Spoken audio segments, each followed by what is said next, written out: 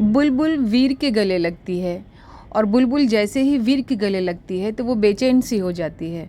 बुलबुल मन ही मन में कहती है, ये मुझे क्या हो रहा है, मेरा दिल इतना घबराने क्यों लगा है और मैं इतनी बेचैन सी क्यों हो गई हूँ। और ये स्पर्श कैसा है, इतना घिनौना स्पर्श। मेरे थानेदार सा का स्पर्श इतना घिनौना कैसे हो सकता है। ये कौन है, मैं किसके गले लग गई हूँ। बुलबुल ये सारी बातें अपने मन में ही कह रही है। मेरा बालम थानेदार सीरियल के प्रोमो में दिखाया गया है। बुलबुल जो है वीर समझकर बहरूपिया के गले लग जाती है। तब उसे एहसास होता है कि ये मेरे थानेदार सा नहीं है, ये तो कोई और ही है जिसके मैं गले लगी हूँ। तो बुलबुल मन ही मन में कह रही होती है, अगर ये थानेदार सा नहीं है तो मेरे थानेदार सा कहाँ है। इसका मतलब मीठी माई मेरे साथ कोई षड्यंत्र कर रही है। और वो जो बहरूपिया होता है उसने बहुत ही टाइटली बुलबुल को हक किया हुआ होता है। तो बुलबुल समझ जाती है कि ये उसके थानेदार सा नहीं है, क्योंकि उसके थानेदार सा कभी भी उसको ऐसे नहीं छूते हैं, तो वो हटती नहीं है। बुलबुल कहती है, मुझे जो ये खेल है इसको ऐसे ही जारी रखना है और मुझे बिल्कुल भी इनको शक नहीं होने देना है कि मैं इनको समझ चुकी हूँ या मैं इनको पहचान चुकी हूँ। मुझे इनको यही लगने देना है कि यही मेरे थानेदार सा हैं और मुझको भी ऐसा ही लगता है।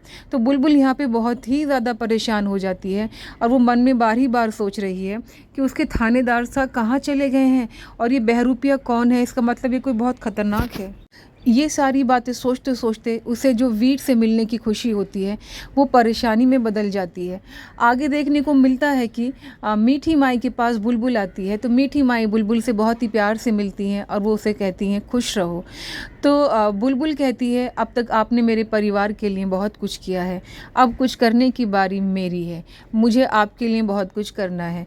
ये वो डबल मीनिंग में कहती है जिसे कि मीठी माई समझ नहीं पाती हैं, क्योंकि मीठी माई को लगता है कि उनकी चाल जो है बुलबुल को नहीं पता लगी है और बुलबुल भी कुछ भी जाहिर नहीं होने देती है, उसको ऐसा ही दिखाती है जैसे कि उसको कुछ भी नहीं पता है।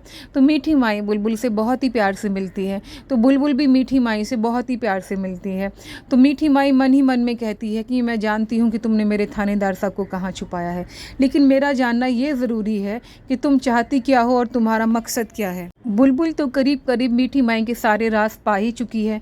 तो देखते हैं कि आगे आने वाले एपिसोड में हमें नया देखने को क्या मिलेगा और बुलबुल किस तरह से मीठी माई को हराती है और वो वीर को इनकी चुंगल से कैसे आज़ाद कराती है, क्योंकि उसको ये भी पता लग गया है कि ये कोई उसके थानेदार सा नहीं है, ये बहरूपिया है। तो देखते हैं कि आगे क्या होता है।